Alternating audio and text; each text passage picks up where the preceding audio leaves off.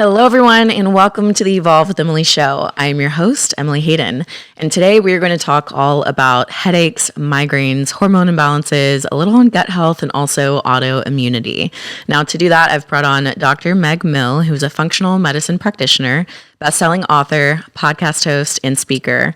In her virtual functional medicine practice, she works with patients worldwide to heal the root cause of their health struggles through advanced diagnostic testing and personalized support. With her 2 decades of clinical experience in conventional and functional medicine, she can help people improve their health naturally while still understanding and respecting conventional practice protocols.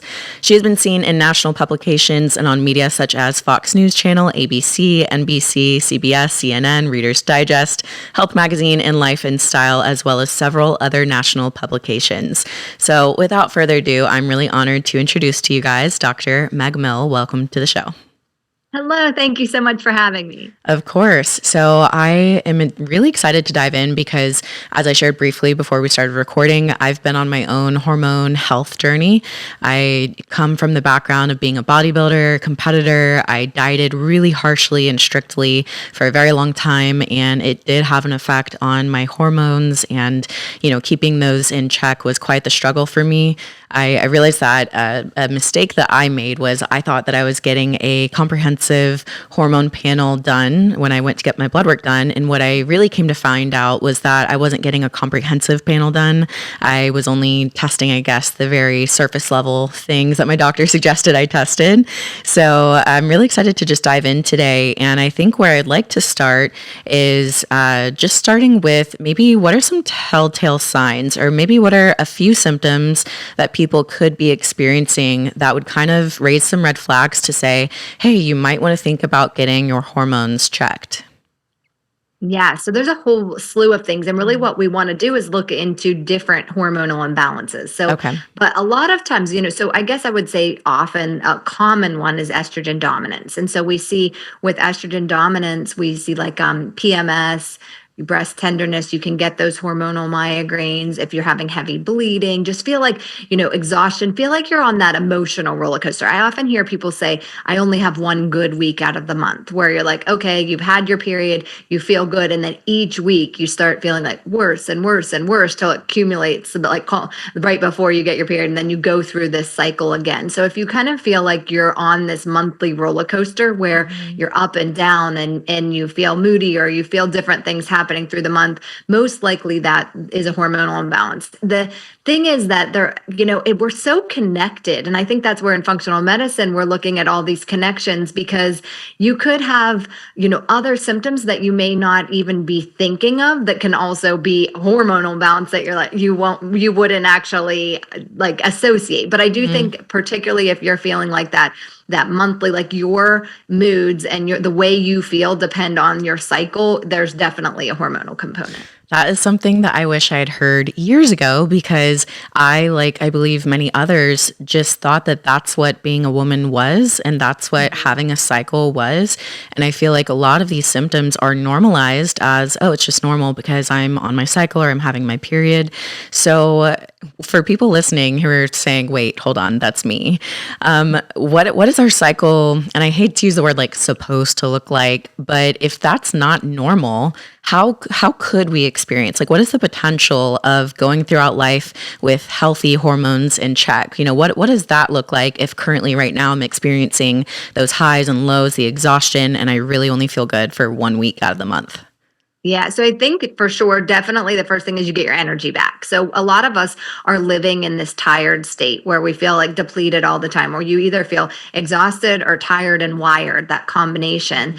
So you start to feel like you have more energy. You start to be less moody. And another thing that I think that happens a lot of times for people is the weight gain or stubborn weight loss. Once you get your hormones back in check, you can often really have those people that are like trying to lose lose weight. And I just see it like, oh, you're doing everything. You're trying to eat healthy. You're doing all the components, but that weight just won't budge. And often that can be a sign that you have an underlying hormonal component going on. So sometimes once we get those hormones back in balance, we can actually see weight loss start to happen too. So you can just live not dependent on your period. You have the energy, you don't have the cramping, the heavy bleeding, all of that stuff starts to regulate, but you also have the additional energy. You have, potentially, if weight is something that you're working on, that could also be a factor.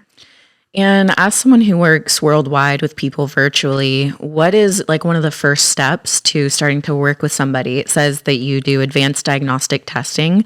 So how does that work? What are you looking for? Typically, what are you testing whenever you start to work with a new client?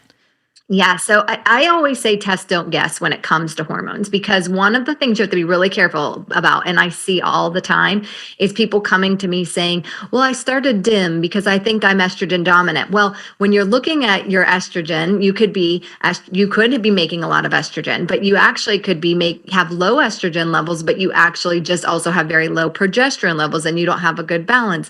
Or your metabolites and the way you metabolize your estrogen is high. You get these higher proliferative metabolites that are actually giving you more effects. So it's really about looking at all of the different dynamics. So what we do is, I do a detailed intake questionnaire and symptom questionnaire when I first start working with people and go through like their whole health history.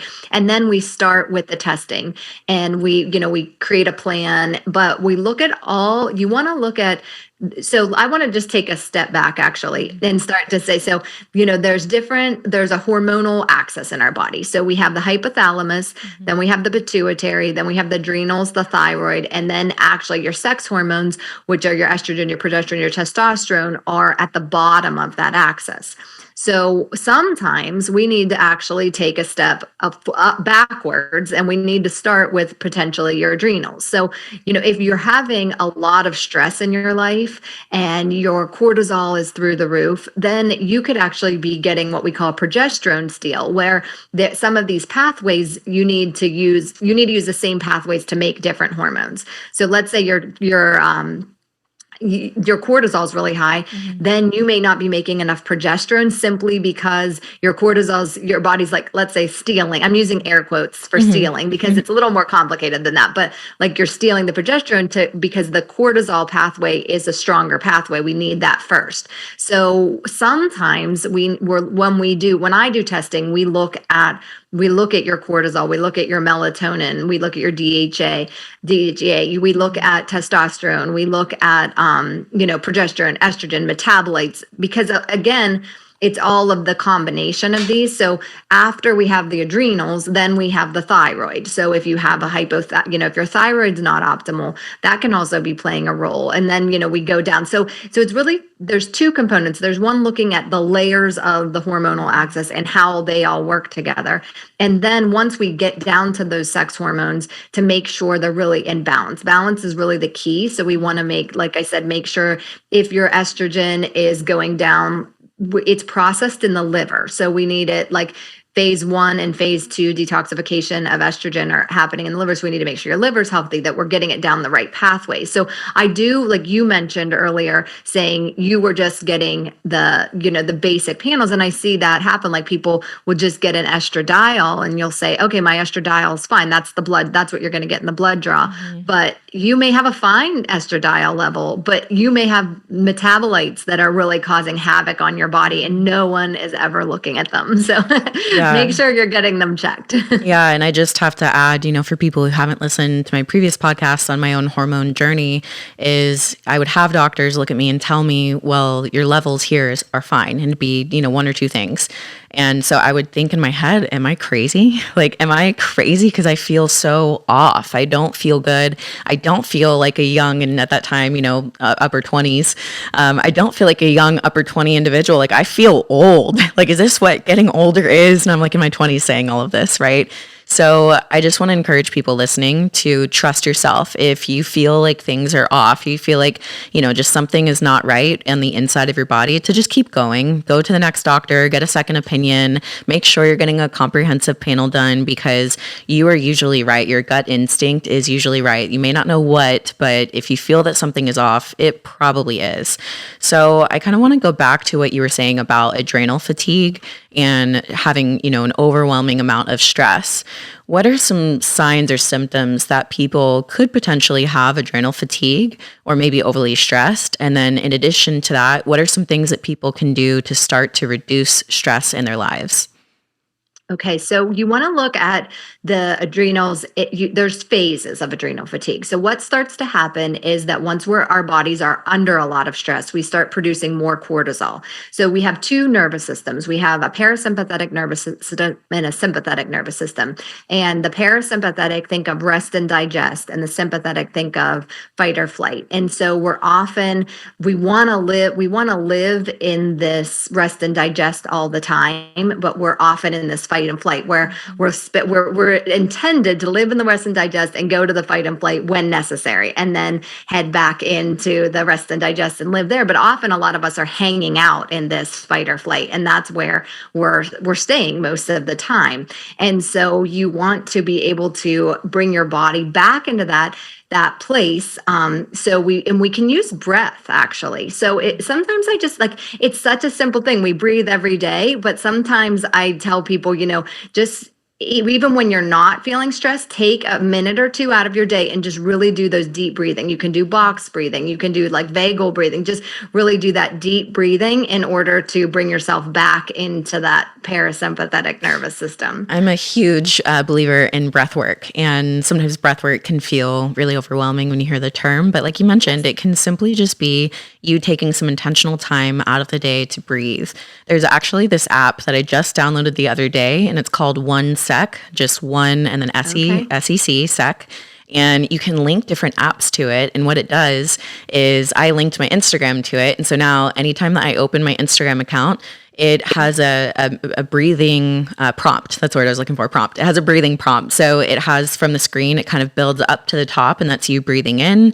And then it goes down, you breathe out. And then it says, hey, you have accessed Instagram 6 times in the last 24 hours. Would you like to open the app, or would you like to close the app? And then you get to intentionally decide, yeah, I'm going to be on the app, or you know what? No, I need to stay focused on my projects, And so sometimes just one deep breath can change the action of what you're about to do. And I find that people who are in this fight or flight, way of living, sometimes they are feeding themselves the exact things that continue that behavior and continue that position of fight or flight, which could be something like looking on Instagram where you see something that makes you so angry or so upset, right? Or you see something that makes you sad, and you're just triggered left and right between all these emotions that send us on this emotional roller coaster. And then you get off your phone, you wonder why you're stressed, why you're anxious. And oftentimes it can just be something as simple as reducing the amount of time that you're spending on these apps. So that's just a very practical thing that I've found that has helped me to be very intentional with my time on social media.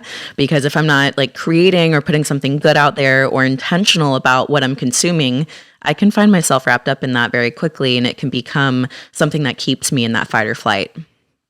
And that's a really great point. And it's so easy to do. We can get caught up in that.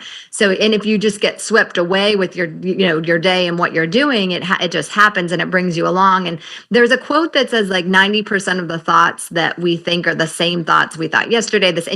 People get so caught up in these repeated thought patterns. So doing those intentional things and being much more intentional about your day, about your thoughts, about even taking some of these things that we're doing to try to exercises to get in your day. I mean, and it doesn't take a lot of time. So I guess I want to stress that for people too. It's not like you have to, I think it feels overwhelming. Oh, how do I make these changes? How do I get them in my life? I'm not saying that you have to go meditate for 40 minutes a day.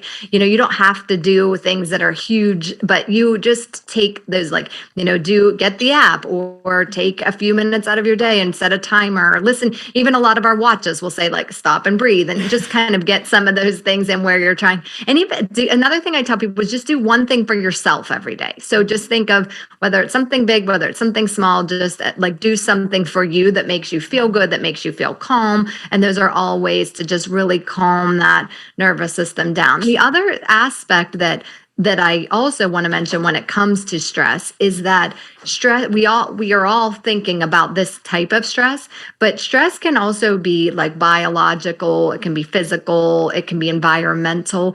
So your body is not always reacting. Like you can have stress on your body, your cortisol can go up for reasons other than you're even knowing, because you may have an underlying gut infection. We're talking about hormone imbalances. You could have inflammation or immune responses or things going on that are actually putting stress and causing this stress response in your body. So digging deep sometimes and really peeling the onion back and getting to those layers of what's happening and all the connections can also be another way that help modulate the stress. And I think that's where education comes into play, right? Because when I was finally educated on the fact that different stresses can come from different things, and there's good stress, but at the end of the day, it's also stress. For example, something like working out. I love to work out, but at the end of the day, it is a stress. And even though often it's a good type of stress, if there's an overwhelming amount of stress in life, there have been periods of time where it's been important to be intentional about, do I really need to go do that workout? Or would I benefit better from doing some sort of stillness or meditative or just something to practice, presence to reduce the overall stress on my body? So I agree. I think it's really important to become aware of the different ways our bodies can be stressed, which can be conscious or unconscious. I wanted to talk about how stress can increase pain sensitivity and the cycle that can create. So could you speak a little bit on that?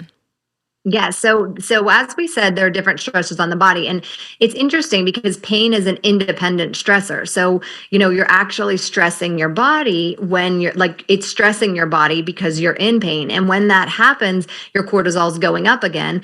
And actually, when our cortisol goes up, we release another hormone called prolactin, and prolactin can increase your pain sensitivity.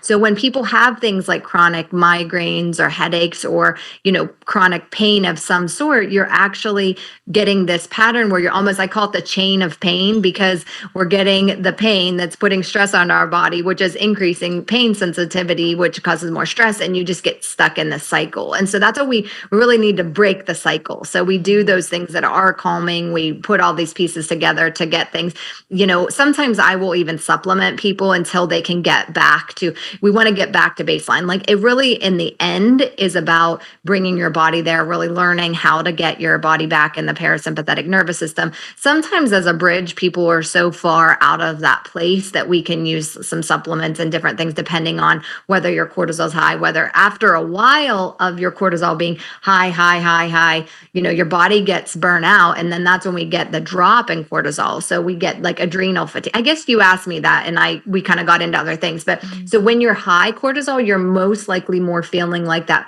tired and wired at the same time. So if you feel like you're tired, but you're anxious and you have this like nervous energy, it's more of that, like, I feel so much stress, I'm tired and wired. After we kind of get burnout where the cortisol actually drops into like the adrenal fatigue, that is more just exhaustion. So if you're feeling like everything's an effort, everything. And I'm going to tell you an honest story that I last year in the winter, I do this work with people every single day and give them advice. And I was not doing it myself. And so I was just working all the time. I knew I had too much on my plate. And I just started to get that like where it just felt like everything felt like a chore. It just feels like, oh, I'm kind of getting exhausted. So I knew that I knew what I was doing. And we have to follow her advice. And so I did a test and I'm like, oh no, I'm getting depleted because I was doing too much and not giving myself a break. And you can do that through, like work or exercise or all different ways that it happens in life. Yeah, and I think that's a really important factor to bring up because there's a lot of people that listen to this show that, they at the end of every single week are feeling that burnout. And we're actually not meant to live in that burnout. We're not meant to live week to week, burning out every single week. So how do you implement healthy boundaries within your own work schedule, life balance in order to not continue to reach that burnout? Yeah, so I think that's like, and I wasn't. So I knew I wasn't doing it, and I let myself go over that edge and started to get there. And so because I know what to do, I really do try to protect my energy. So Hmm. I do try to sleep. Like, I mean, I do make sure I am getting enough sleep. We want to really try to aim for about 8 hours. Everyone's a little bit different, but if you could really get 7 to 8 hours, and you want to look at your quality of sleep too, because it's not just the time that you're in bed. We need to make sure that you're actually sleeping, that your room is cool, dark, and quiet, that, you have a nice environment to get good quality sleep. So staying hydrated really is a great thing for your body. I think some of us are on the go and not getting enough hydration, particularly at a cellular level. So I make sure, really doing exercise that's nourishing and saying no sometimes. That's probably the hardest thing, right? Hmm. Is just putting your boundaries up of like you, especially I'm just going to say as women, I think we feel like, okay, we have to do this and this person needs that. And I want to do, and you want to be there for everyone and give, give, give, give, give. And it's like, there's only so much. So just actually saying, okay, I have to protect my energy and this is what I can realistically do. I also try to do some things with my calendar Hmm. where either scheduling like a point, like if you, let's just say you need to do the deep breathing or you need to have some of these things, like I need to exercise, even putting those in your calendar as appointments for yourself Hmm. sometimes will help because you're actually scheduling it into your day, especially if you have a busy day. Yeah, time management is something that has helped me to make time for the things that matter most to me, the things that I know make me my best. And what it does in return is it gives you time back for the other things that matter to you. For example, if your health and nutrition is important to you and you're struggling to stay consistent with that, plug it in, like she mentioned, as an appointment. And then later you can spend time with friends and family or go meet up for a coffee date because you know for sure, well, I'm getting my workout in at this time, I'm getting my meals in at this time. So you know you're taking care of yourself. And now you actually have the freedom and flexibility to be able to make time for other things that matter to you as well. I wanted to ask when it comes to sleeping, you kind of briefly mentioned it, but for people who are currently just struggling to maybe get asleep and fall asleep, what are some environmental tips, some things that they can do, maybe a pre bedtime routine that they can do to set themselves up for a good night of sleep? Yes, absolutely. So one of a good bedtime routine is actually if you have time to take a bath with Epsom salts, because magnesium is a relaxing mineral. So that actually is a relaxing routine. Plus, you're actually getting the magnesium, which is actually relaxing for your body. So that's a nice routine. But we do want to really make sure that we keep the room cool, dark, and quiet. You want to make sure that you're setting yourself up for optimal sleep. Sometimes if it's too hot, if you have a lot of light shining in, if you have, even think about the electronics in your room. Do you have a TV with a light and an alarm clock with a light? And you think it's dark, but is there really light going up? Because your brain's responding to that light. In the nighttime, we really need the melatonin to be high and the cortisol to be rock bottom in order to be nourishing. So we want to, keep your environment optimal. You want to try to not do anything that creates a lot of stress or mind activity late at night. So don't do your to-do list or, start writing bills or doing anything right before bed, because that can actually activate you. You want to make sure that you're turning off all blue lights. If Mhm. I said, like, just put your phone in a different room. And I know it's hard to detach sometimes, but Mhm. just like don't have that blue light stimulation at night right before bed, because that's again stimulating your brain. Another thing is really thinking about, everybody metabolizes caffeine differently. So we want to think about how, you may be a slow metabolizer of caffeine. So think about just really keeping that in the morning. Some people are, everyone's different, but that can be like a little trick where, are you having like a mid-afternoon cup of coffee or something, even chocolate? Think about everything that has caffeine. I did have someone that one time was eating chocolate in the evening, like after dinner, and she just couldn't figure out why she couldn't sleep. And here it was like she wasn't associating that chocolate had caffeine. And that once she made that change, it was like, oh, she actually could fall asleep better because she wasn't getting the caffeine stimulation. So just little things like that. And even, this might surprise you, but even eating 2 to 3 hours before Mhm. bed, when you're digesting your foods, it actually can also keep you awake. So if you just kind of think about prioritizing really prioritizing sleep and starting to add some of those things in your life, it can make a big difference. I love those. All such great tips that are very practical. I feel are easy to apply immediately. So then the next thing is you had mentioned getting quality sleep, not just being, laying down in your bed, right? But actually getting quality sleep. How do people know if they're getting quality sleep or not? Yeah, so one of the things you can actually think about is if you're tired in the morning when you wake up. So, people that say, "Oh, I get 8 hours of sleep, but I'm still tired." So, Hmm. if you're still like, if you feel like, okay, I've been in bed, I have the schedule down, I'm not staying up till 2 a.m., then it could be that you're not sleeping well, or if you are up in the night. And some of those things are just changing your environment. Like if you sleep with someone else that maybe snores or likes a different temperature, or just kind of getting some of those environmental things worked out to see if, like, oh, making some of those changes can help you. The other thing is really looking in the mirror. So I think we sleep sometimes better than we do. Someone I was working with came in one time and she was like, "Oh, I ask a lot of questions. We do a very detailed intake questionnaire."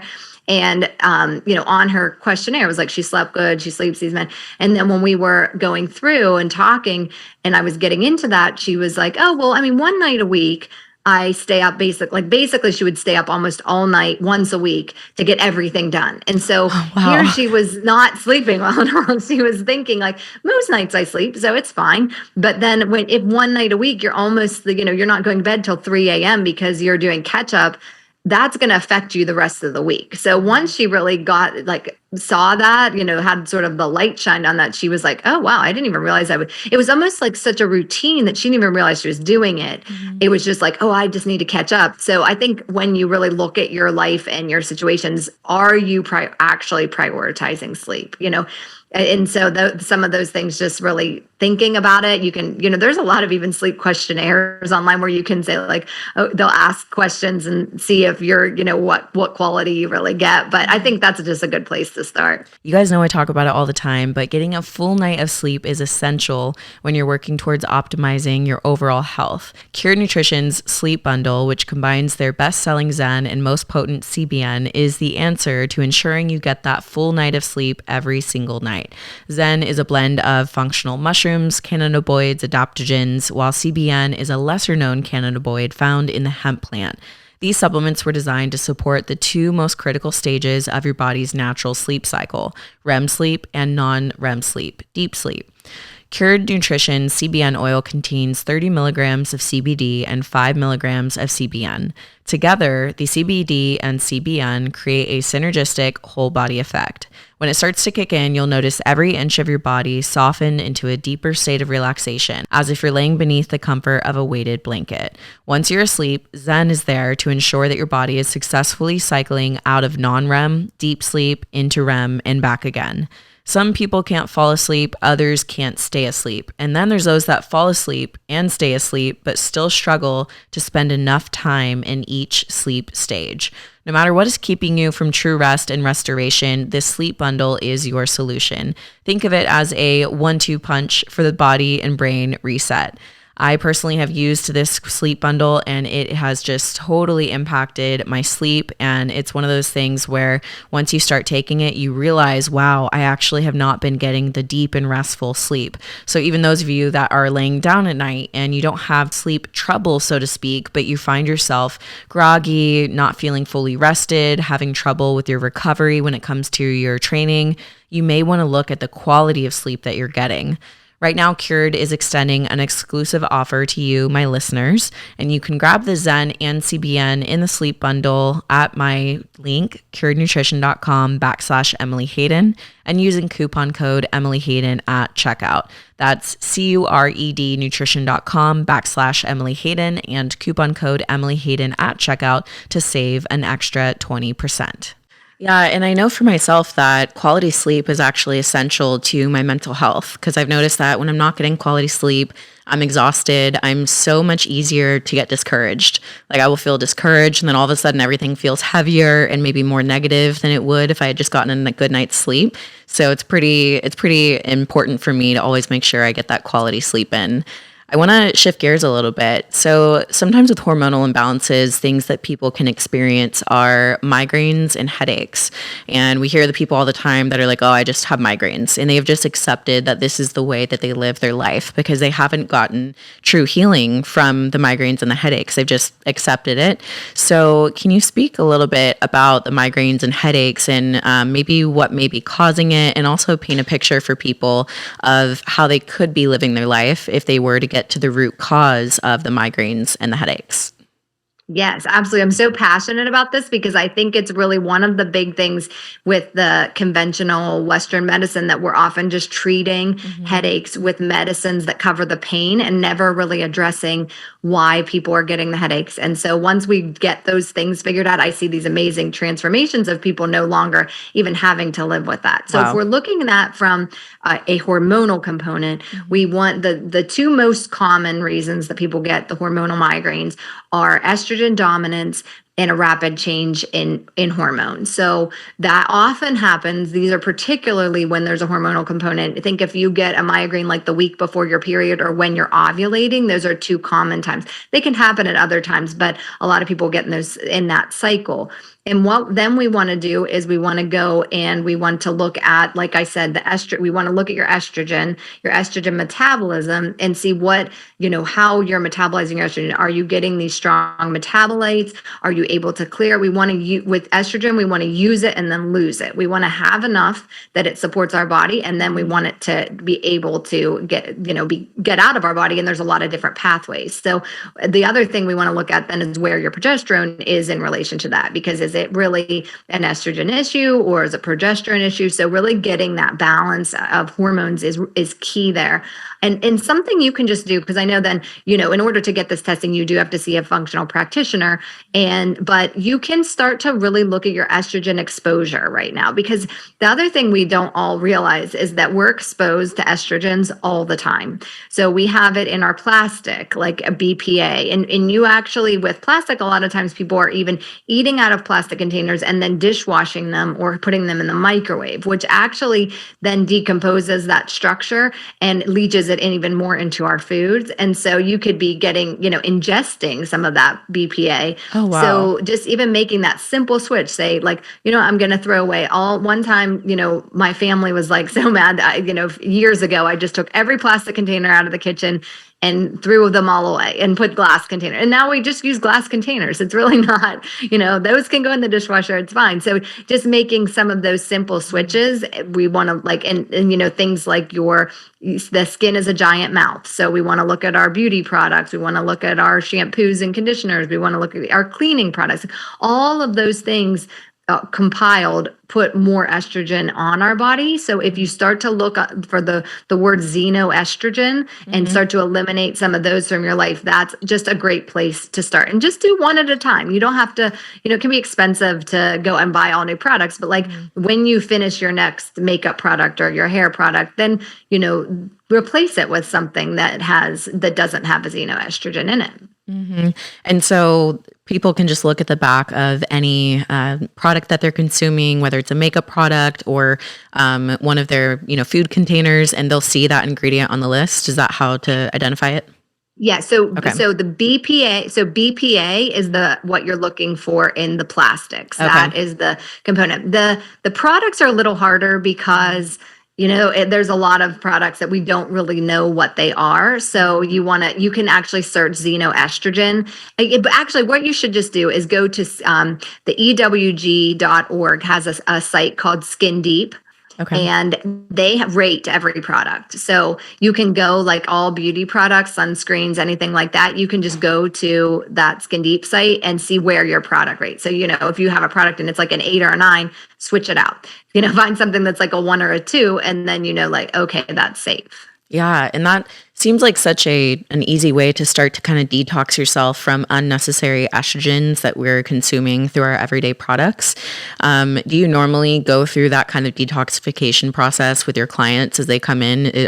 Are the products that they use one of the first things that you kind of look at to start eliminating? That's an easy when we say like a low hanging fruit, that's an easy Mhm. thing to start to change. We do, yes, we work through, what products you help them find safe products that are good and, working for their body, cleaning up the environment. Because your environment, just there's so many things in our environment that we're not thinking. So we call Mhm. it our exposome.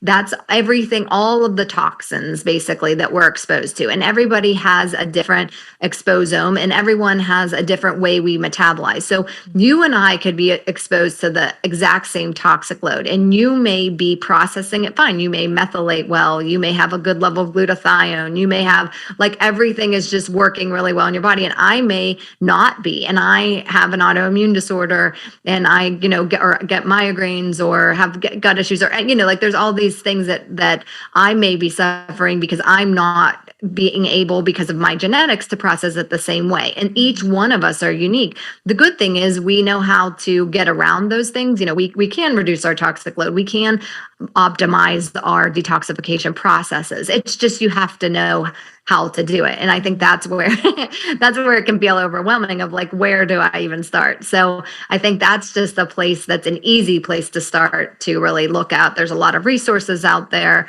There's even a lot of like pages you can follow that have, clean products, that just really getting some of those switched out is a nice, easy place to start.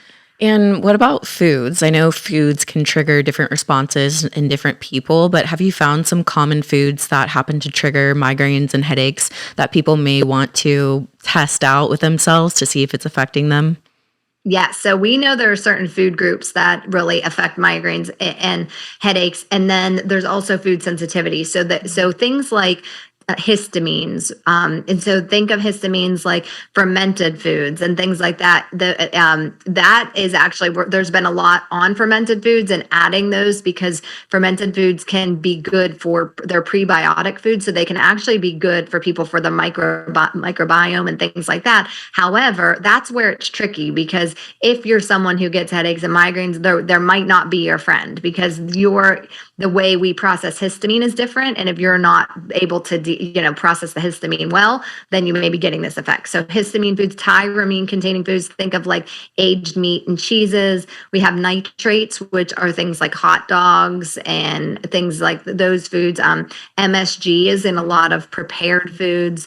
Even caffeine, because caffeine sometimes people will take when they have a headache. It can be helpful, but you can get rebound headaches from caffeine. So we want to look at all these foods. And another surprising one is salicylates. That's in things like lemons, oranges, citrus, that you wouldn't even think of. Mhm. People wouldn't associate that would be a problem. But so you want to look at like the buckets of those foods. And then you also need to take a look at food sensitivities, because that's unique to each person. So you may be like, we're looking at we're looking at combinations potentially, the threshold of the food, how much of that food you've eaten, and then the food sensitivities that are unique to you. So we really, it becomes like a game sort of finding those triggers for the person. But it's really simple thing you can do is just print out a blank calendar, and then you can actually write. So if you get a headache or a migraine, write down what you ate that day and the day before. And once you start to do that, you can start to potentially see some thresholds. Like you may be so surprised, sometimes I've had people that it's been olives or lemons or things that you're like, I would have never thought that, but every time I eat that food, it seems to trigger a headache. So I think it's the fastest way to get started on just trying to figure out your unique triggers. Yeah, and I think that's again just another practical way people can start to make some changes in their life and see some immediate progress. Do you recommend that people take food sensitivity tests? And if so, are there like certain ones? Because I feel like there's a lot out there. Yeah, I agree. And I've done a lot of them. I like the food sensitivity test, because I have seen a lot of people do really well once they eliminate those foods. It actually takes the guesswork out. And what I see happen a lot of times, which is interesting, is the food sensitivities are IgG antibodies. So we have IgE antibodies, which are allergies. Like a food allergy is, you have that allergy, you can never eat it. It can give you an anaphylactic reaction. We have to eliminate that. Food sensitivities with the IgG antibodies are transient. So these antibodies are basically foods that are getting through the gut lining, that we're having like an intestinal permeability or leaky gut, and they're getting through, and our body's having an immune response to them. So they are transient. Once we eliminate them from our our diet, we can often reintroduce them. You just have to go through an elimination period. But the other tricky part about it is because there are foods that are coming that you're becoming sensitive to because they're coming through the gut lining. They're also often foods you eat a lot. And so they can be things sometimes that are, I'll get people's tests back and it'll be like, it says blueberries and cantaloupe and turmeric and, things that they're healthy that you're trying to eat that healthy. And those are what your body's actually having an immune response to. So that's where the testing really helps. Now, I've compared a lot side by side. And I would, if you're going to get a food sensitivity test, I would go to a practitioner that you trust because I have seen a lot of variation in them. So it's not like, oh, every test is created equal because I've done like on myself, like 2 different ones and I'm like, oh, they don't match up. You want to make sure that you're just getting one that's trustworthy if you're investing the money. Yeah. Okay. So what about when you do eat a food, you realize that you've done the calendar thing, right? You have identified, okay, this is the food that is causing this migraine or headache. Is it as simple as just removing that food from your diet? Or what do you often find is the process of getting rid of the migraines and headaches altogether?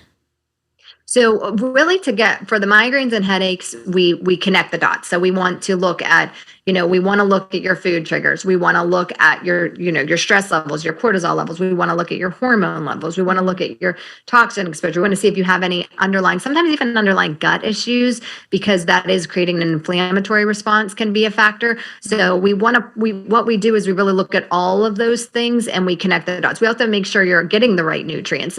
If you're eating a perfect diet and you're not digesting and absorbing the nutrients you're eating, it doesn't matter. And that's where I think another tip, that we're getting more into gut health here, but they're all connected because sometimes people are making the effort to really eat well and eat healthy. And then if you have underlying gut issues, you may not be digesting and absorbing well. So you may not be getting like the iron or the B12 or the things that you're trying to get as far as nutrients. So we really look at all of those different connections. And so I say like it's almost like peeling the layers back. And once we put all those pieces together, that's when I see like this really huge transformation of this dramatic, really decrease in both incidence and severity of headaches and migraines, even for people that have been suffering for years and years and years, or even have chronic, it's a real life changer. This is where I hear the functional part of the medicine coming in, right? Because you're looking at all of the pieces that make up the whole. And I think that's where you find the root cause of things and are able to actually get freedom from these things that are causing so much havoc and lifestyle interruption. So I want to talk a little bit about the immune system. And I know a lot of people probably come to you with autoimmune issues. What are some things that people can do to boost their immune system? Or maybe you have things people need to stop doing that's hurting their immune system. So what are some tips that you can give us in regards to our immune health? Yeah, I think the first thing that you need to do with autoimmunity is think of your gut health, because a lot of times, like the component of creating the autoimmune dynamic has to do with, there is a genetic predisposition. We often will see that happen with life stressors. Some sort of stress in life can create that dynamic. But also we're getting this immune response from, like I'm saying, the intestinal permeability, where you're having a leaky gut that is actually creating an immune response, causing inflammation. And then the body's actually attacking whatever organ you have going on with the autoimmunity. And a lot of times we're focused like medication on that piece. But if we dig back deeper and we really focus on healing the gut lining, if there is any dysbiosis, healing that and really bringing your gut health back into balance, we can see the body have a huge calming effect when it comes to autoimmunity. So I think like maybe you're not thinking like, okay, gut health, okay, I have Hashimoto's, let's say, like this is thyroid. Well, you know what? Hashimoto's isn't actually a disease of the thyroid. It's not a thyroid dysfunction. It's antibodies attacking your thyroid. So what we need to do is focus on how do we calm that? How do we, calm the antibodies down? And often the root of that can be in the gut.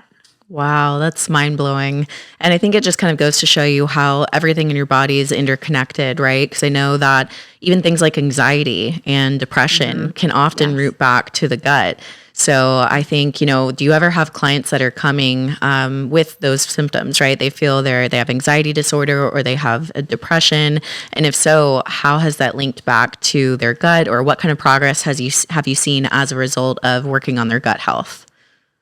Yes, so much of our serotonin is actually, there's two components there. So there's so much of our serotonin is actually made in the gut. So if your gut health is off, your serotonin levels are going to be off too. And then there's also the vagal nerve, gut brain connection. So I do actually, and what's, where that the problem here is that, you're going to feel anxious, you're going to feel depressed, and you're going to go to your doctor and they're going to give you a medication for like an SSRI or something like that. And while that can be helpful for people, I don't want to say, like that, everybody, it's personal choice, but there's so many things that we don't look at before that. We don't look at if, the gut, if sometimes it can be a matter of just treating different microbes that are overgrown in your gut and really getting that serotonin production back. It can also be a matter of getting where I'm saying too, so we need certain nutrients to as cofactors to build the neurotransmitters.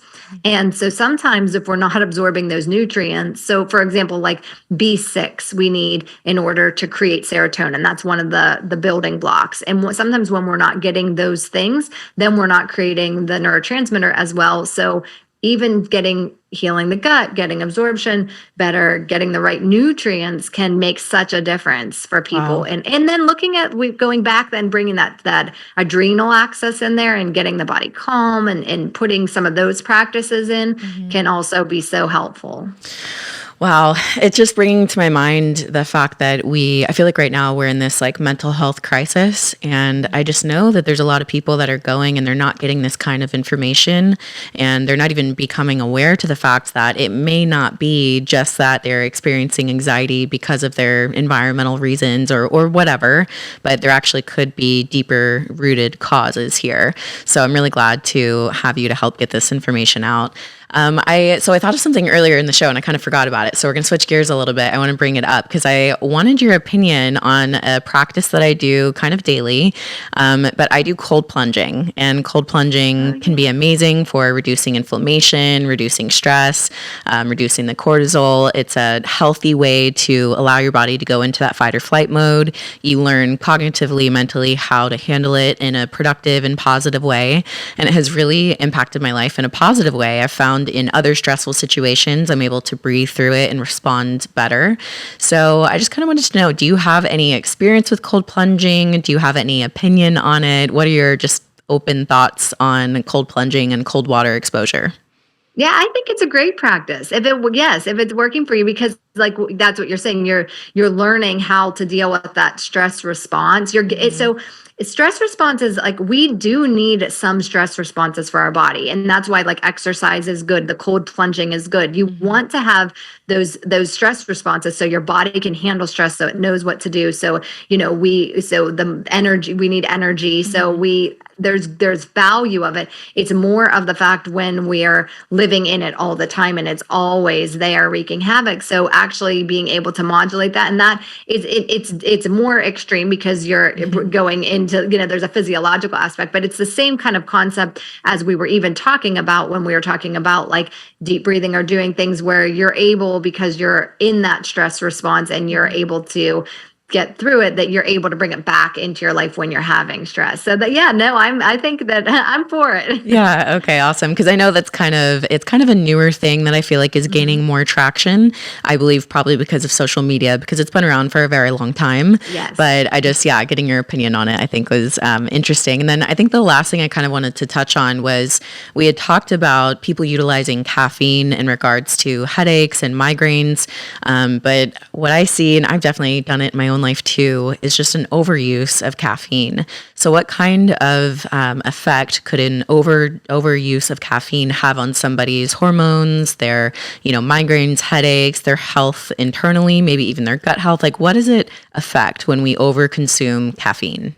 Yeah, so you're actually pushing your body, we're pushing our when we're over consuming the caffeine. So actually with regards to like migraines, there is like an element of vasodilation and vasoconstriction with the caffeine. So that's where it comes into like when you're overusing that and you're getting the withdrawal, there's a physiological aspect to that, particularly with the migraines. But I think just overusing caffeine in general, you're using that caffeine. Well, for one, it can create dehydration because, when you're drinking too much caffeine, you're actually also getting dehydrated potentially if you're not keeping up more with your water. So, and then we're also not balancing our body in getting ourselves relaxed in that parasympathetic place. You're pushing your body with the caffeine. So we really want to look at nourishment and balance and think of things that are it's surprising that you want to get more energy by thinking of things that are calming, but you want to try to, as much as you can, really bring your body back to that calm place. And when you do, you're able to feel like it's relaxed, and that in the end will give you more energy. We're trying to do things externally that like push us into energy to keep going, to keep going, to keep going, and we're not, and we're just putting more stress. So doing things like pulling back and doing the stretch, like we said, with exercise, with your cold plunging, with some of that's okay, but when that's the constant, it's actually causing more havoc.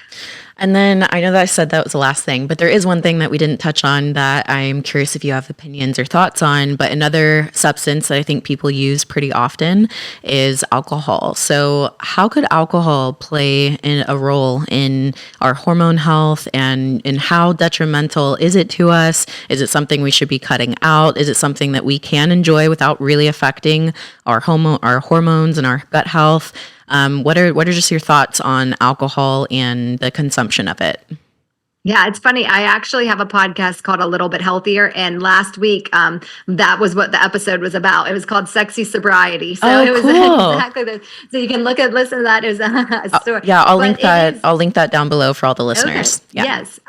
So we do want to think of, so there's components. It's like when you're thinking physiologically. So your liver is what actually detoxifies your body. So when your liver is processing the alcohol, it may not be able to process other things that are, other toxins.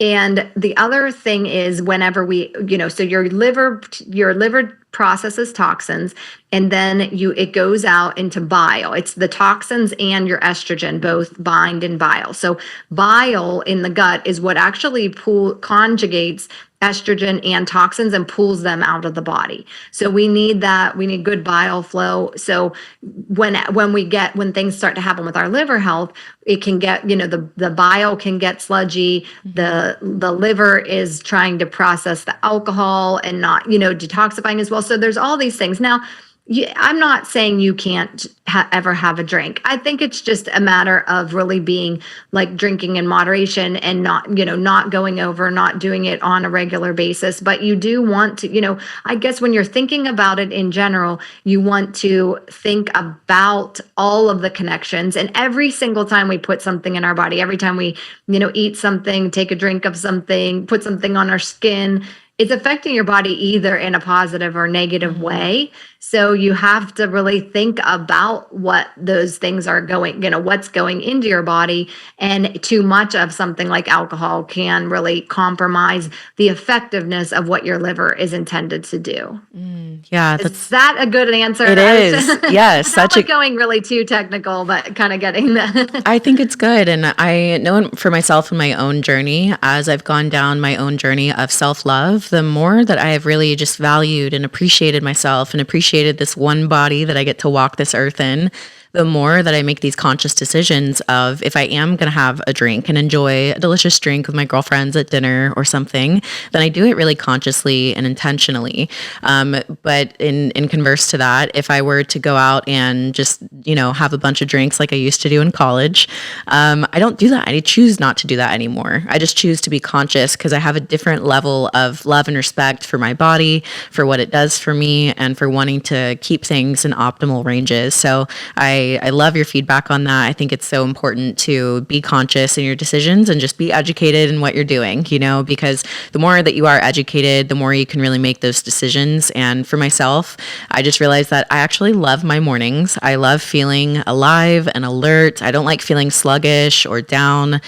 So for me, some of those factors have been helpful in making conscious decisions when it comes to my alcohol consumption. And I love the title of that podcast.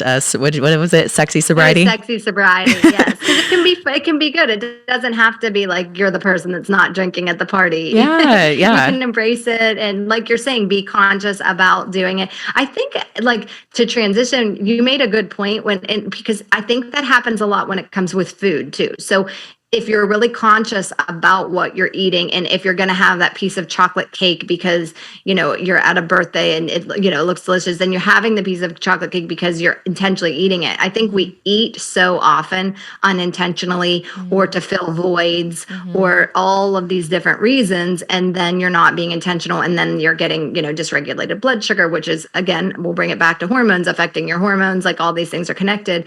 But anything you're putting in your body, it's just good to really think about it and savor what you're eating and what you're drinking and what you're doing to be intentional. I love this because I feel like it just gives so much scientific backup to my way of living, which is just a conscious and intentional way of living. And I believe that the more educated you are, the more empowered you are to live intentionally and to be conscious about the decisions that you're making that are best for yourself. So today has been such an informative show. I feel like I learned so much just in these few 50 minutes. But before we end here, I know that you have a freebie, you have a gift for the listeners. So it's the 8-step guide to say goodbye to headaches naturally. So where can they find that? And can you give just a little brief summary on what they can expect when they click that link? Sure. Yes. It's just called helpmyheadaches.com. And you can, it's just 8 steps that you can start every day. They're things that you can add right now to, get started and see that change. Like I said, when we put some of these pieces together, we see this dramatic decrease in both incidence and severity of the headaches and migraines. And they're 8 steps that you can do easily right now on your own as a way to get started. Yep. Just helpmyheadaches.com. And that will also be linked down below, as well as all of your links, your website, your podcast called A Little Bit Healthier, Instagram, your Facebook group called Headache Healing Club. It's all linked down below for anyone that's listening. But thank you so much for your time today and sharing your expertise. I know that my listeners are just so grateful that we've had an expert on like you to share just all of your life experience and knowledge. So thank you for everything that you shared with us today. Absolutely. And you know what I'm just thinking, because we talked a lot about hormones here too. I have a brand new hormone checklist to see if you have hormone imbalances, which ones they are. So that they could download that too. That's just, I actually just, because I thought, sometimes we don't know, like, am I estrogen dominant? Am I, do I have low progesterone? Do I have these things? And that's just it's called hormonefixer.com. So that's just another, I just didn't think of that before, and it came to my mind. So I'm like, well, anything that you can use. But yes, I'm sorry. But thank you so much for having me. I really appreciate it. Awesome. I can't wait to check out that checklist myself. So I'll download it and go through it myself. But thank you again so much for being on today's show. And without further ado, guys, we appreciate you listening. If you felt like this show was helpful, then do us a favor. You can post this, tag us on your Instagram stories. You can tag both of us there. We'd love to hear your feedback if this was helpful for you. If you guys are interested in working with Dr. Meg Mill, you can again check out her links below, get in contact with her, and see what the next steps are for working together. If you guys enjoyed today's show, please do me a favor and rate it review on the Apple Podcasts or wherever it is that you listen to it. If you're watching on YouTube, what's up? Make sure to give the video a thumbs up. Comment down below. Let us know what your favorite part of the video was. And without further ado, we will see you guys in the next episode.